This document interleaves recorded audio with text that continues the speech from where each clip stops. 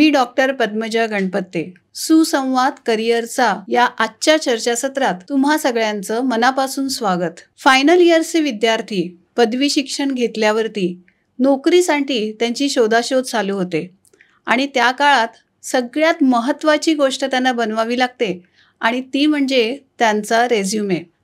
तर रेझ्युमेला आजच्या काळात नोकरी शोधण्यासाठी एक अनन्यसाधारण महत्त्व प्राप्त झालं आहे. तर रेझ्युमे हा नुसता कागद नाही आहे, तर तो आरसा आहे तुमच्या व्यक्तिमत्वाचा, तुमच्या कार्यक्षमतेचा, तुमच्या अनुभवाचा, तुमच्या प्रतिभा आणि कौशल्याचा. तर कुठल्याही एम्प्लॉयरला कुणालाही हायर करायचं असेल तर रेझ्युमे हे एक साधन आहे.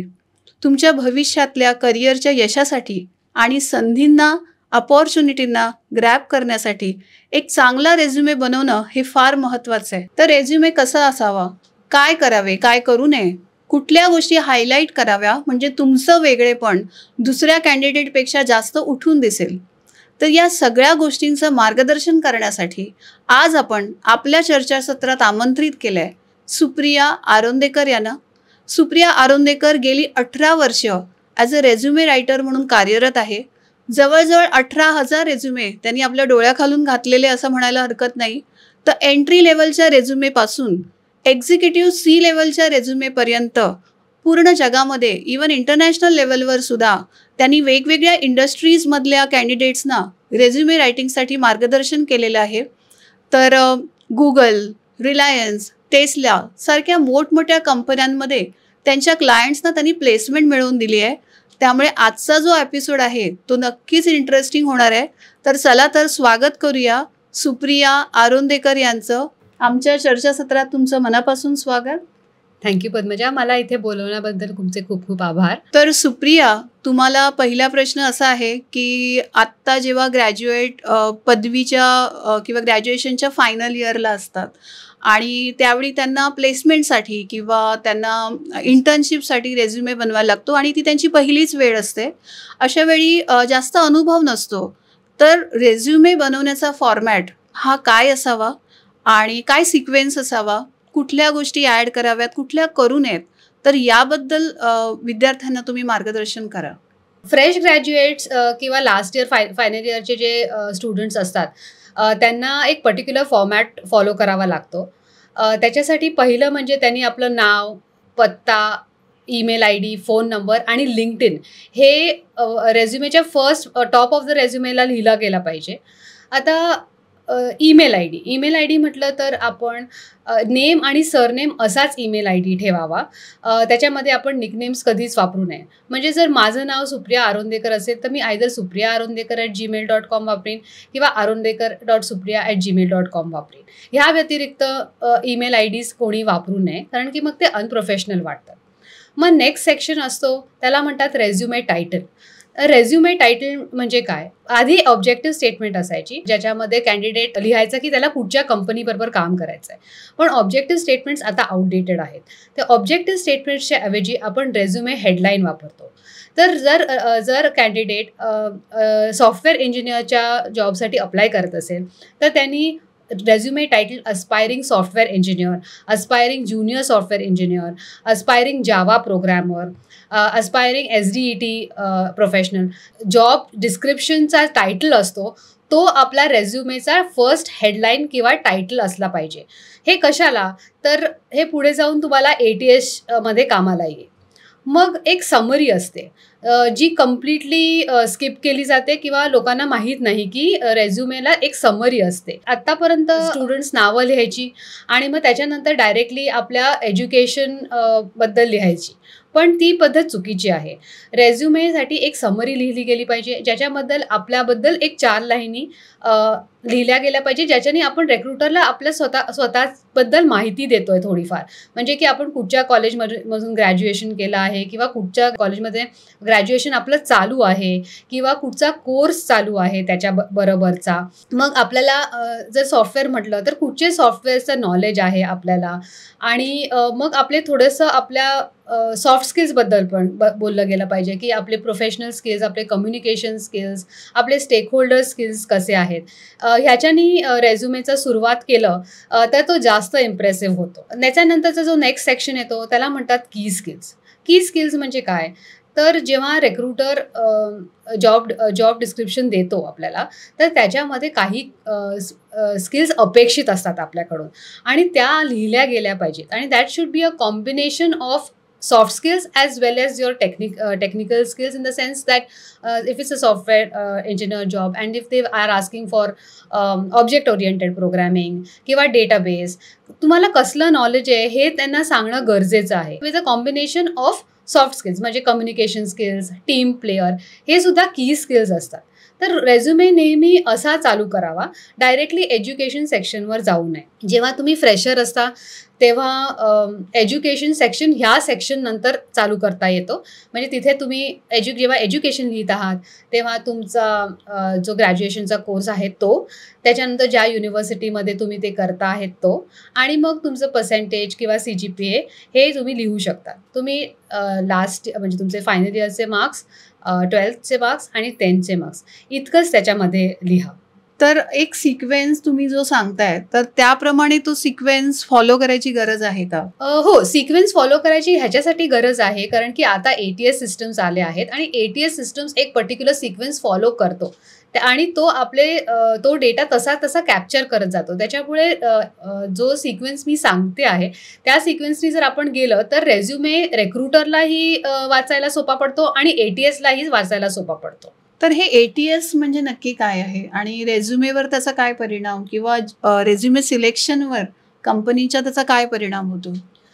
ATS म्हणजे application tracking systems. Application tracking systems म्हणजे काय, तर इट इज अ सॉफ्टवेअर और it is a bot, okay, that is reading the resume before a recruiter can read it. रिक्रुटरच्या हातात रेझ्युमे जायच्या आधी तो एक सॉफ्टवेअर त्याला स्कॅन करतो.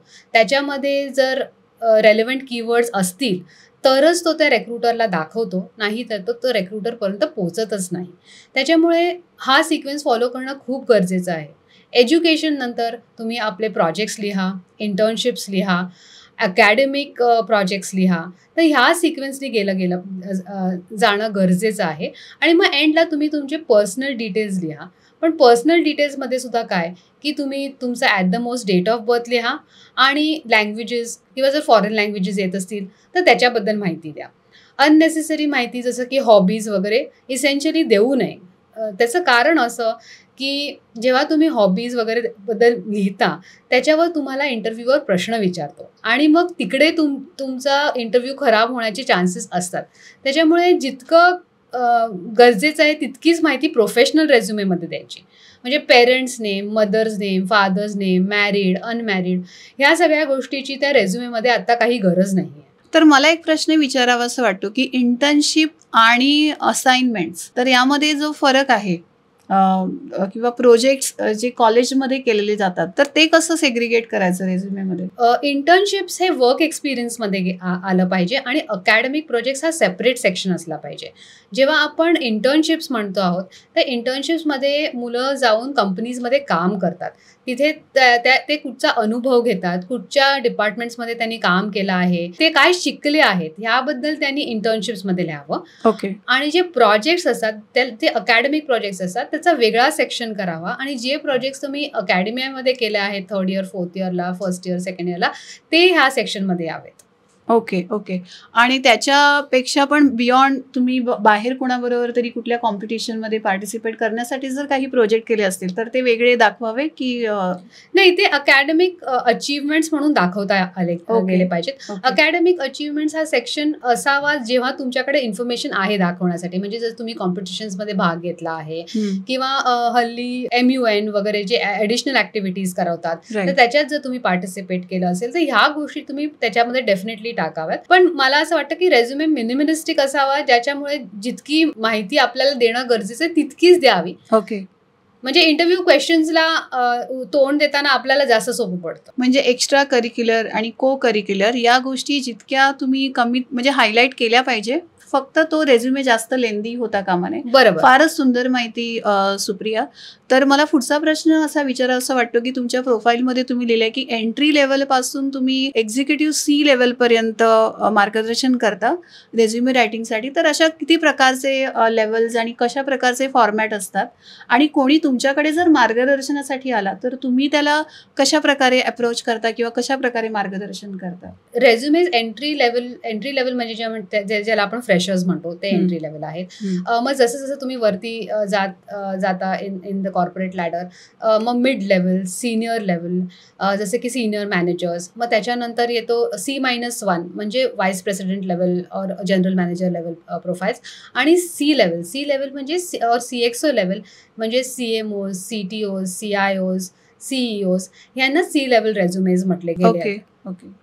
तर त्याच्या फॉर्मॅट्स कसे चेंज होतात त्यांचे? फॉर्मॅट्स जसं जसं आपला एक्सपिरियन्स वाढत जातो त्याप्रमाणे आपल्याकडे बरीच माहिती देण्यासाठी असते आपल्याकडे. आपण काय आपल्याला का घेतलं गेलं होतं या जॉबसाठी, आपले चॅलेंजेस काय होते या जॉबमध्ये, आणि तुम्ही रिस्पॉन्सिबिलिटीज न लिहिता जे तुमचे अचीवमेंट्स आहेत त्याच्यावर फोकस केलं गेलं पाहिजे.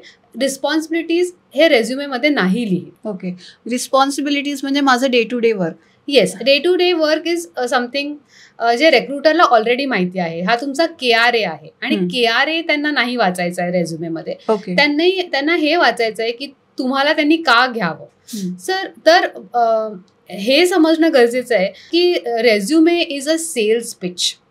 So you have to sell yourself in the market, right? So तुम्ही जेव्हा रेझ्युमे येतो तेव्हा 1500-1600 रेझ्युमेज किंवा 2000 रेझ्युमेज जेव्हा येतात त्याच्यामध्ये मग तुम्ही काय वेगळं केलं आहे हे दाखवणं गरजेचं आहे, आणि तेच रेक्रुटर शोधतायत त्याच्यामध्ये. तर पुढचा प्रश्न असा मला विचारायचा होता की तुमच्याकडे कोणी आलं तर तुमचं काय प्रोसेस आहे, तुम्ही कशा प्रकारे मार्गदर्शन करता? जेव्हा माझ्याकडे कोणी येतं तेव्हा मी त्यांचा रेझ्युमे फक्त एक रेफरन्स पॉईंटनी बघते.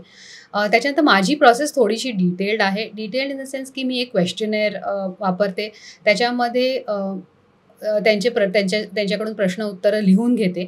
मग ते झाल्यावर मी त्यांच्याबरोबर डिस्कशन करते की आणि जास्त त्याच्यातून जास्तीत जास्त इन्फॉर्मेशन त्यांच्याबरोबर डिस्कस करून काढायचा, म्हणजे इंटरव्ह्यू केल्यासारखं त्यांच्याकडून जास्त माहिती काढण्याची मी प्रयत्न करते, आणि मगच मी रेझ्युमे लिहिते. कसं आहे, कारण मी सगळ्या फील्डचे रेझ्युमे लिहिते, म्हणजे whether it is IT, whether it is manufacturing, whether it is sports player, मी प्रत्येक रेझ्युम केलेला आहे. त्याच्यामुळे प्रत्येक माणूस वेगळा आहे, त्यांनी काय केलं आहे ते वेगळं आहे, आणि ते मला समजणं आधी गरजेचं आहे लिहिण्याच्या आधी. त्याच्यामुळे प्रोसेस जितकी डिटेल्ड असेल तितका रेझ्युमे सुंदर प्रकारे लिहिला गेला जातो, आणि त्याचं प्रेझेंटेशन खूप सुंदर होतं. जनरली जो वापरला गेलेला फॉर्मॅट आहे किंवा जो मोस्ट पॉप्युलर फॉर्मॅट आहे तो क्रॉनॉलॉजिकल रेझ्युम असतो. क्रॉनॉलॉजिकल रेझ्युम म्हणजे काय, तर जे आपण काम केलं आहे ते रिव्हर्स क्रॉनॉलॉजिकल ऑर्डरमध्ये, म्हणजे आत्ताचं जे काम आहे ते पहिलं लिहायचं आणि आधीचे जे जॉब्स केले आहेत ते त्याच्यानंतर लिहायचं. एज्युकेशन लिहिताना पण तो तसंच लिहिलं गेलं पाहिजे की आपला जो लास्ट क्वालिफिकेशन आहे तो पहिला आला गेला पाहिजे. म्हणजे जर MBA असेल तर MBA आधी येईल आणि मग BCom, BA किंवा BE नंतर येईल. Okay. So that is called as a chronological form. म्हणजे जे रिसेंट अपडेट्स आहेत ते तुम्ही आधी मेन्शन करता रेझ्युमेमध्ये. बरोबर. दुसरा असतो फंक्शनल रेझ्युमे, पण तो इतका आता काही पॉप्युलर नाहीये. तिथे तुमचे फंक्शनल स्किल्सवर जास्त भर दिला जातो. आणि कॉम्बिनेशन रेझ्युम म्हणजे काय, आजकाल काही लोक एका जॉब मधून किंवा एका फील्डमधून दुसऱ्या फील्डमध्ये ट्रान्झिशन करतात. बरोबर. म्हणजे सपोज एखादा CA आहे, फायनान्स आहे, आणि मग तो टेक्नॉलॉजीकडे वळला, किंवा जे आपले आर्मी ऑफिसर्स असतात किंवा तेव्हा जे रिटायर होतात तर ते सुद्धा ट्रान्झिशन करतात. त्याला म्हणतात मिलिटरी टू कॉर्पोरेट ट्रान्झिशन. तर ह्या वेळेस तुम्ही त्यांचे स्किल्स, त्यांचा अनुभव, त्यांचे स्किल्स, त्यांचे सर्टिफिकेशन्स हायलाईट करू शकतात. ह्याला कॉम्बिनेशन रेझ्युम म्हणतात. Okay okay. तर मला पुढचा प्रश्न असा विचारायचा आहे तुला की आयडियली जी लेंथ आहे रेझ्युमेची ती किती हवी, आणि इंडस्ट्री स्पेसिफिक आहे ती, जॉब रोल स्पेसिफिक आहे का, एंट्री लेवल आणि एक्झिक्युटिव्ह लेवल त्यांची लेंथ वेगळी आहे, तर नक्की ती कशावरती अवलंबून आहे? रेझ्युमेची maximum length should not be more than 3 pages. 3 pages जर टेक्निकल असेल, सॉफ्टवेअर असेल तरच 2.5 to 3 pages is allowed. Otherwise a 2-pager resume, even if it is a 20-25 year experience जरी असला तरी आपल्याला तो 2 पेजेस मध्ये संपवणं गरजेचं आहे. आणि फ्रेशर्सचे जर रेझ्युम असतील तर ते 1 पेजेस असू शकतात. मला वाटतं ही माहिती आपल्या विद्यार्थ्यांना नक्कीच उपयोगी पडेल, कारण काय असतं, 1-2-3 वर्षाचा जरी अनुभव आला तर आपल्याला वाटतं आपल्याबद्दल आपण किती आणि काय लिहायचं. तर आय थिंक जे तू म्हणालीस की कमी लेंथ आणि क्रिस्प जेवढी इन्फॉर्मेशन आपण त्यात हायलाईट करू शकतो तर त्याचं इम्पॉर्टन्स हल्लीच्या काळात मला वाटतं जास्त आहे. तर पुढचा प्रश्न, जसं तू ट्रान्झिशन बद्दल म्हणालीस की आजकाल बरेच ट्रान्झिशन होतात एका जॉब रोलमधनं किंवा इवन आपण अप्लाय करताना आपण वेगवेगळ्या जॉब रोलसाठी अप्लाय करतो. मे बी आपण फक्त फायनान्स इंडस्ट्रीमध्ये पण वेगवेगळे जॉब रोल आहेत. मग तिथे जेव्हा आपण रेझ्युमे अप्लाय करण्यासाठी पाठवतो सगळ्या ठिकाणी, तर आपण कोणते पॅरामीटर्स आपण चेंज करत राहिलं पाहिजे का आपण एकच रेझ्युमे सगळ्या ठिकाणी पाठवायचा? त्यावर तुला काय वाटतं? नाही, असं नाहीये. पहिलं तर एक मास्टर रेझ्युम बनवून घ्यायला पाहिजे ज्याच्यामध्ये आपण आपली सगळी इन्फॉर्मेशन लिहितो.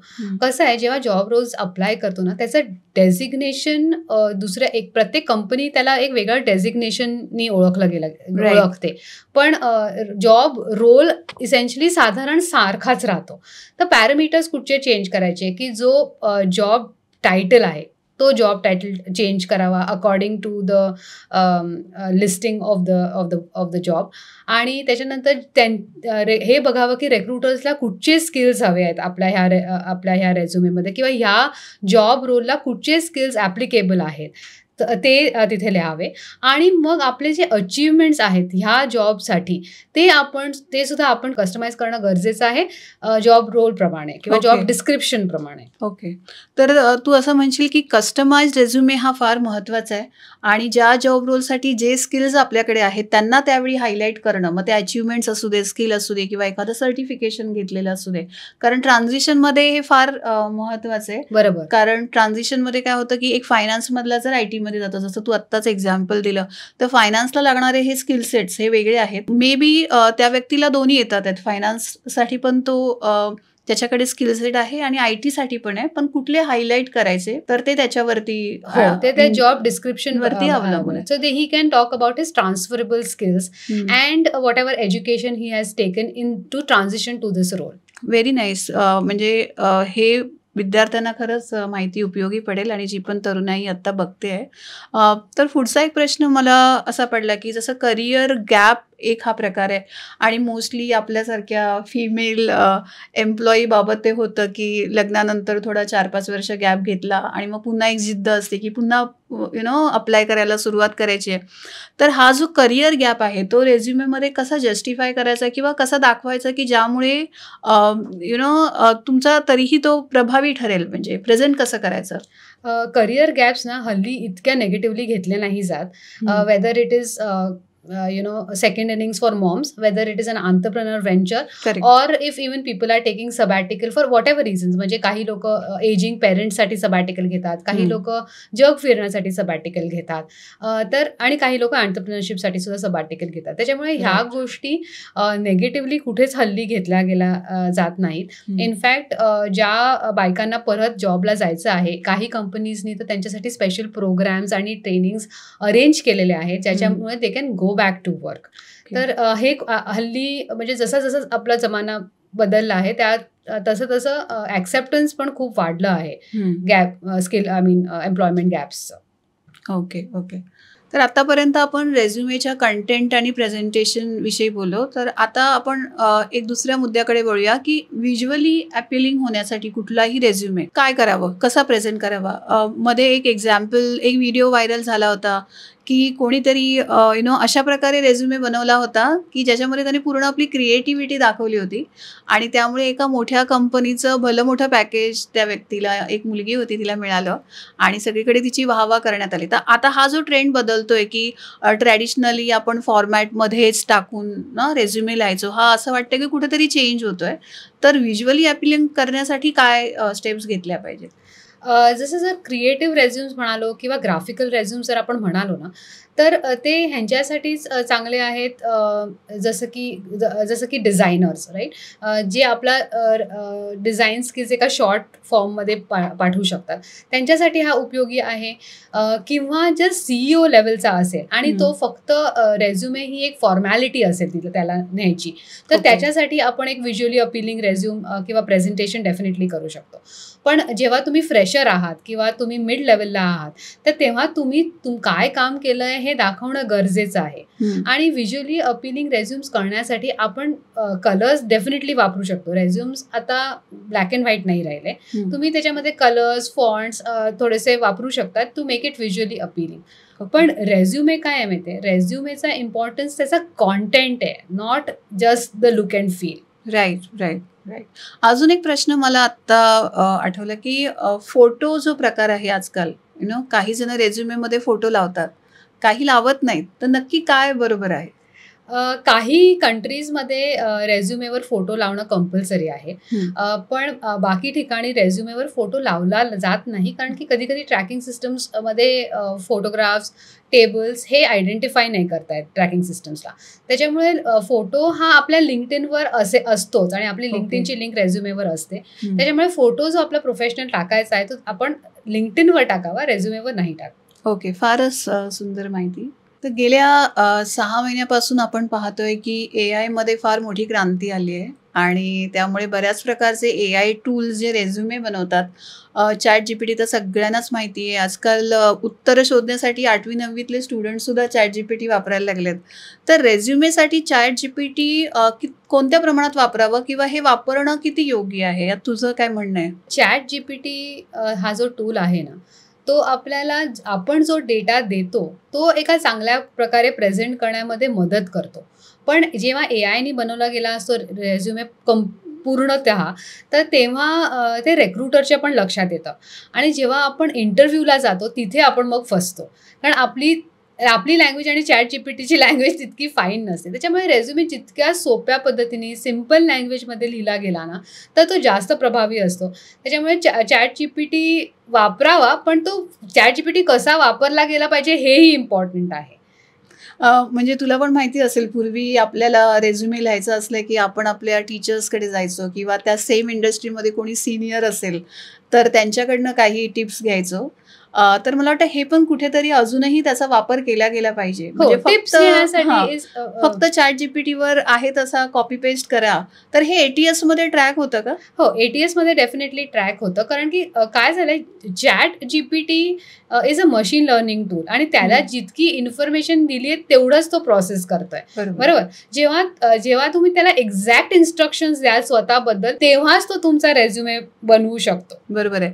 तर मला वाटतं हे आजच्या पिढीने लक्षात ठेवलं पाहिजे की ChatGPTची मदत तुम्ही घ्या, पण ती किती प्रमाणात घ्यायची आणि आपण त्यात नेमकं काय लिहायचं, कसं सिम्प्लिफाय करायचं, ते शेवटी कस्टमाइज्डच इम्पॉर्टंट आहे, स्वतः करणं. तर पुढचा प्रश्न मला असा विचारायचा आहे की ज्यावेळी आपण म्हणतो 25 वर्षाचा अनुभव असलेला CEO आहे आणि त्याला स्वतःचा रेझ्युमे जर त्याला 3 पेजमध्ये बसवायचा झाला, तर हे थोडंसं चॅलेंजिंग आहे नक्कीच. तर नक्की म्हणजे तू कसा अप्रोच ठेवशील अशा प्रकारच्या रेझ्युमे बनवताना? ओके, जसं जसं आपला अनुभव वाढत जातो ना, तसं तसं रेझ्युमेची लोक लेंथ वाढवायचा प्रयत्न करतात. पण कसं आहे ना, रिक्रुटर्सला हे बघायचं आहे की गेले 10 ते 12 वर्षात तुम्ही काय काम केलेलं आहे. जे तुमचे सिनियर रोल्स आहेत, जिथे तुमचे लिडरशिपचे पोझिशन्स आहेत, ते त्याच्यामध्ये जास्त इंटरेस्टेड आहेत. त्याच्यामुळे पहिले जे जॉब्स आहेत त्याला एलॅबरेट करायची काहीच गरज नाही आहे. लास्ट 10 ते 12 वर्षाचे रोल जरी आपण एलॅबरेट केले तर आपला रेझ्युमे 2 पेजेसमध्ये बसतो व्यवस्थित. आणि जसं मी आधी पण म्हटलं की आपल्याला अचीवमेंटवर फोकस करायचं आहे, त्याच्यामुळे रेझ्युमेचा लेंथ नक्कीच वाढत नाही. फारच छान उत्तर. पुढचं मला फ्युचर ट्रेंड विषयी विचारायचं की आता ज्या प्रकारे रेझ्युमे रायटिंग केलं जातं, तर गेल्या 5-6 वर्षामध्ये काय फरक झाले आणि येणाऱ्या काळामध्ये काय फरक होतील, काय फ्युचर ट्रेंड असतील तुझ्या मते?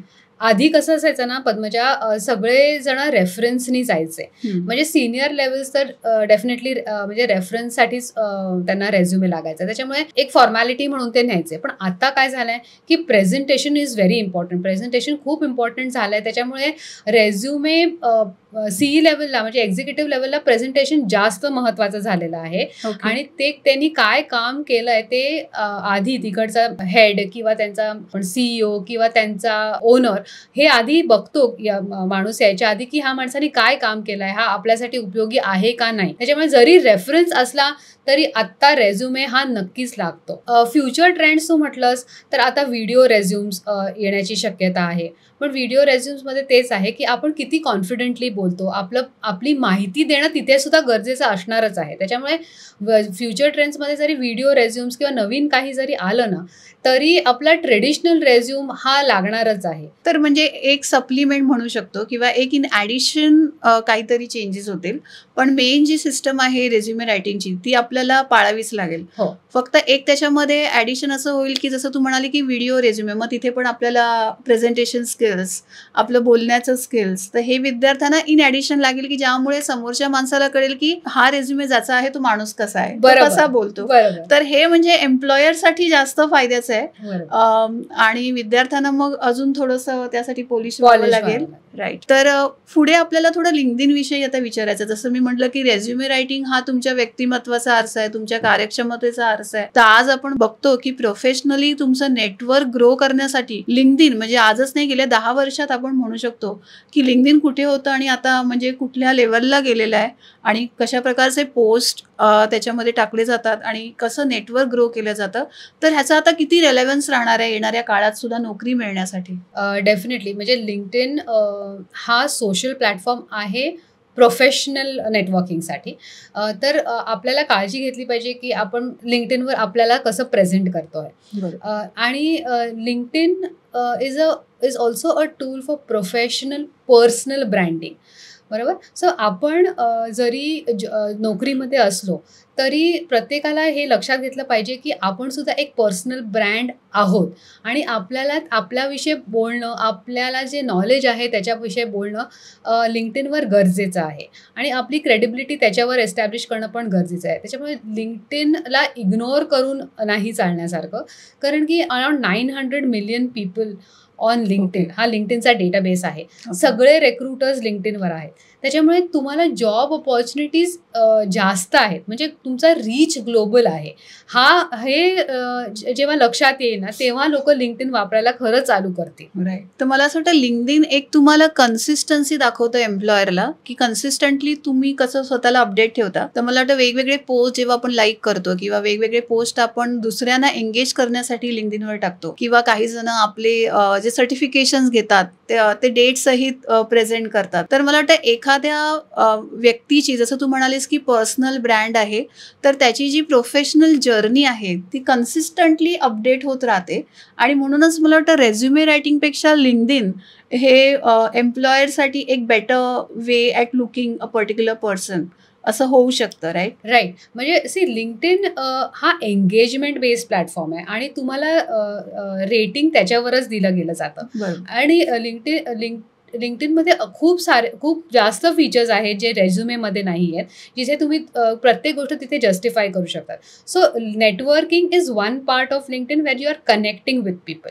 The second part of LinkedIn is engagement. जसं तू म्हटलं की writing post, liking post, sharing post and commenting on post. Correct. Okay. This is also a form of marketing yourself. Right. आणि हे लोकांच्या लक्षात आलं पाहिजे. बरोबर.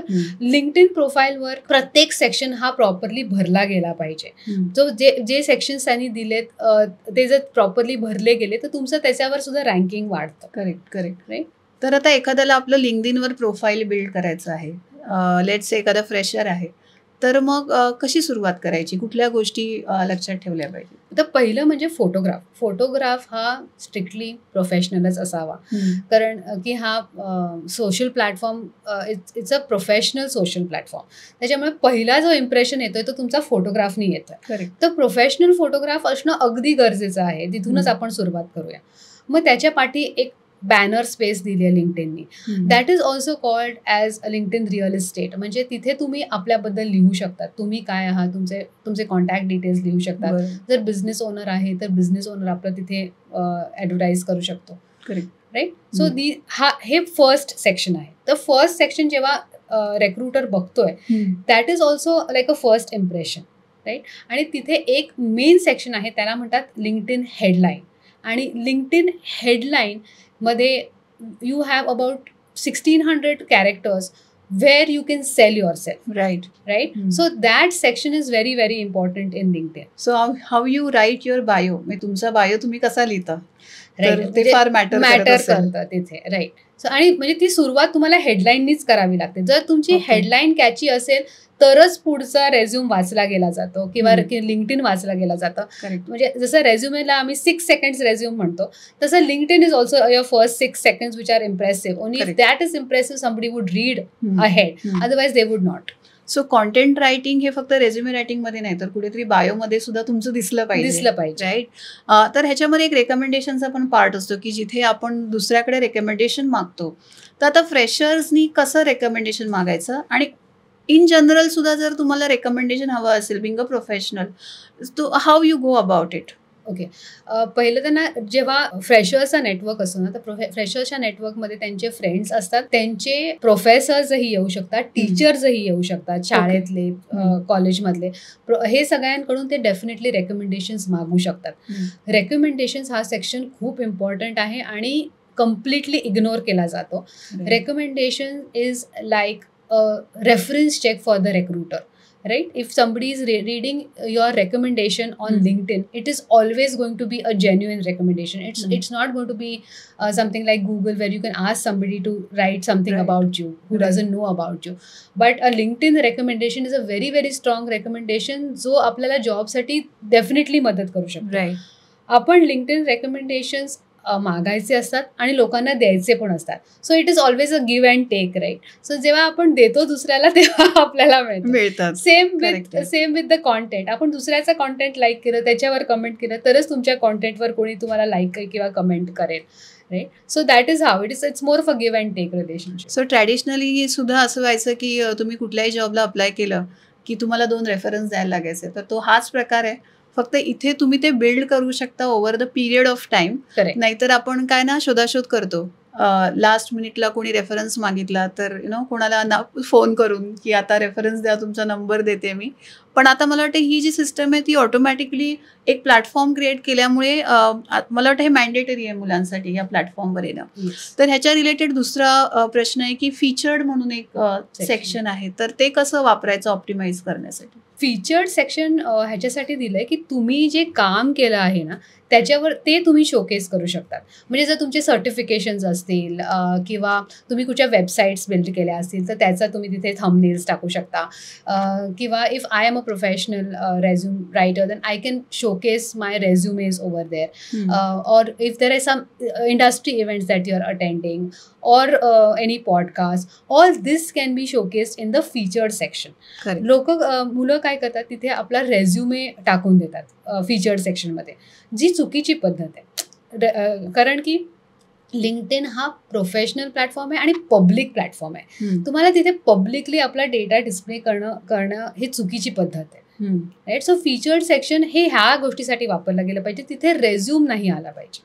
आणि काही डूज अँड डोंट्स आहेत कधी तुझ्या हाताचे लक्षात येतात आहेत, आणि बेसिकली तू बघतेस की या मिस्टेक्स मुलं करतात आहे, कारण बरेच जण तुझ्याकडे लिंक्डइन प्रोफाईल बिल्डिंगसाठी सुद्धा अप्रोच करतात. तर या सेक्शनकडे म्हणजे तू कशा प्रकारे बघते डूज आणि डोंट्सकडे, आणि काय तुझा सल्ला देशील मुलांना? मी हाच सल्ला देईल की पहिलं तर लिंक्डइनवर या. लिंक्डइनवर येणं खूप गरजेचं आहे. आणि it is not just students, it is about everybody. म्हणजे देर आर आपल्या इंडियामध्ये तर ऑलमोस्ट लाईक तुम्ही म्हटलात तर माझ्याकडे जे 99% लोक येत आहेत त्यांची लिंक्डइन प्रोफाईल ऑप्टिमाइज नाही आहे. सगळे सेक्शन्सही भरले गेले नाही आहेत. तर लिंक्डइनला आपल्याला अजिबातच इग्नोर आत्ताच्या स्टेजला करू शकत नाही, कारण it is like your second resume. Okay. आणि रिक्रुटर आधी तुमच्या लिंक्डइनवर येतोय आणि मग तुमचा रेझ्युमे बघतोय. करेक्ट. तर त्याचं महत्त्व विद्यार्थ्यांनो किंवा तरुणाईला नक्कीच इग्नोर करता येत नाही असं सुप्रिया वारंवार सांगते, and I think you should consider that. तर लिंक्डइनचा आणि कशा प्रकारे उपयोग करता येईल तरुणाईला? लिंक्डइन हा प्लॅटफॉर्म खूप मोठा आहे आणि त्याचा पोटेन्शियल जर बघायला गेलं तर लिंक्डइनमध्ये मेन म्हणजे लिंक्डइन जॉब्स आहे. लिंक्डइन जॉब्स हा खूप मोठा प्लॅटफॉर्म झाला आहे आणि तुम्ही you are not just restricted to jobs in India, but you can look at jobs worldwide. तर लिंक्डइनच्या जॉब्समध्ये जेव्हा तुम्ही तिथे 2 सर्च बार आहेत. पहिला जिथे आपण कीवर्ड्स टाकतो जॉबची रिलेटेड, आणि सेकंड तिथे तुम्ही कंट्री टाकू शकता, प्लेस Okay. टाकू शकता. सर तुम्ही आयदर पुण्यात जॉब बघत असाल तर तुम्ही पुणे टाका, मुंबई टाका, इंडिया टाका, किंवा जी स्पेसिफिक कंट्रीला तुम्ही जॉब बघताय ती टाका, किंवा वर्ल्ड वाईड टाकलं तर तुम्हाला जगातले सगळे जॉब्स दिसतात. त्याच्यामुळे लिंक्डइन जॉब्स हा सेक्शन खूप महत्त्वाचा आहे तिथे. बरोबर. लिंक्डइन जॉब्स हा एक सेक्शन आहे. दुसरं म्हणजे आहे लिंक्डइन लर्निंग. बरोबर. लिंक्डइन लर्निंगबद्दल बऱ्याच लोकांना माहीत नाही की लिंक्डइन लर्निंगवर काय केलं जातं. लिंक्डइन खूपशे फ्री कोर्सेस ऑफर करतं आपल्या अपग्रेडेशनसाठी, आणि जसं जसं आपण ते कोर्सेस कंप्लीट करतो आणि त्याचे टेस्ट देतो तर ते लिंक्डइन कोर्सेस ऑटोमॅटिकली आपल्या प्रोफाईलला ॲड होतात. ओके. जसं ते आपल्याला फिजिकली ॲडही करावे लागत नाही. जसं जसं आपण कंप्लीट करत जातो तसं तसे ते सेक्शन आपले ऑलरेडी ॲड होत जातं. तर लिंक्डइन लर्निंग मध्ये खूप डेटा आहे, तिथे खूप कोर्सेस आहे ज्याच्याबद्दल आपण शिकू शकतो आणि आपल्याला स्वतःला अपग्रेड करू शकतो. बरोबर. तर आता हे जॉब सर्च हा जो मुद्दा तू म्हणालीस आता, तर स्किल असेसमेंट जे आहे लिंक्डइनवरती, तर ते काय रोल प्ले करतं याच्यामध्ये? ओके. तर जेव्हा तुम्ही लिंक्डइनच्या जॉबला अप्लाय करता तेव्हा तो तुम्हाला त्या जॉबशी रिलेटेड स्किल्स तुमच्याकडे आहेत की नाही हे दाखवतो तिथे खाली. ओके. तर तिथे आणि हेही दाखवतो की तुमच्या प्रोफाईलमध्ये किती स्किल्स मिसिंग आहेत. राईट. सो लिंक्डइनमध्ये एक स्किल्स म्हणून हा वेगळा सेक्शन आहे. तर लिंक्डइनमध्ये आपण आधी अराउंड 50 स्किल्स अलाउड होते. आता त्यांनी लिंक्डइननी लिमिट ऑलमोस्ट 80 पर्यंत नेलेली आहे. त्याच्यामुळे you can keep adding those skills to your LinkedIn profile so that it gets searched more. म्हणजे ह्याला सुद्धा लिंक्डइन ऑप्टिमायझेशन और SEO ऑप्टिमायझेशनचाच प्रकार आहे हा. ओके. सो त्यामुळे तो स्किल्स सेक्शन सुद्धा व्यवस्थित भरला गेला पाहिजे. आणि जसं जसं तुम्ही जॉबला अप्लाय करता तेव्हा तुम्हाला लक्षात येतं की आपला गॅप कुठे आहे आणि आपल्याकडे हे स्किल्सही आहेत आणि आपण हे लिहिले नाही आहेत. तर मला वाटतं व्हिडिओ इंटरव्ह्यूपेक्षाही मला वाटतं रेझ्युमे रायटिंग बरोबर जर लिंक्डइनवर कुठलाही म्हणजे व्यक्ती आली, कुठलाही कॅन्डिडेट आला, तर त्याच्यासाठी एक प्रोफाईल बिल्डिंग हे over the period of time slowly आणि कन्सिस्टंटली होण्यास मदत होते. त्याला त्याचे गॅप्स कळतात आणि त्यामुळे लिंक्डइन प्रोफाईलला हे मस्ट आहे, हे मॅन्डेटरी आहे. आणि हे तू आज फारच सुंदररित्या सांगितलं. म्हणजे आपला जो विषय होता तो बेसिकली रेझ्युमे रायटिंग होता आणि त्यातनं आपल्याला कळलं सुप्रियामुळे की लिंक्डइन किती महत्त्वाचं आहे आणि तिने अतिशय अप्रतिम अशी समर्पक उत्तरं दिली आहेत लिंक्डइन आणि रेझ्युमे रायटिंगसाठी. तर मला वाटतं तरुणाईने आजचा जर एपिसोड बघितला असेल तर आम्हाला नक्की ऐकायला आवडेल की तुमचं याबद्दल काय मत आहे आणि आत्तापर्यंत तुम्ही या सगळ्या गोष्टी जर केलेल्या नसतील तर लवकरात लवकर तुम्ही लिंक्डइनवर प्रोफाईल तुमचं ओपन करा आणि जितक्या गोष्टी चांगल्या प्रकारे ऑप्टिमाइज करता येतील कुठल्याही जॉब रोलसाठी किंवा जॉब मिळण्यासाठी तर लवकरात लवकर करा. सुप्रिया, तुम्ही आज इथे आलात आणि आम्हाला इतकी समर्पक उत्तरं दिली आणि इतकं नॉलेज दिलं तुमचं 16 ते 18 वर्षाचं की मुलांना त्यातनं मला वाटतं बरंच काही घेता येईल. एक चांगलं प्रोफाईल त्यांना लिंक्डइनमध्ये बिल्ड करता येईल आणि त्यावरून रेझ्युमे रायटिंग मग त्यांना डेफिनेटली इझी होईल. तर मला तुमचे मनापासून आभार मानावेसे वाटतात. पद्मजा, मला इथे आज बोलवण्याबद्दल तुमचे खूप खूप आभार. स्टुडंट्सना किंवा प्रोफेशनल्सला जर पुढेही काही मदत लागली तर ते नक्कीच मला DM करू शकतात किंवा माझी वेबसाईट आहे www.successfulresumes.in. तिथेही ते मला कॉन्टॅक्ट करू शकतात आणि काही जर प्रश्न असतीलच तर इव्हन मला लिंक्डइनवर सुद्धा कनेक्ट करू शकतात. थँक्यू सो मच तुमच्या मार्गदर्शनाबद्दल.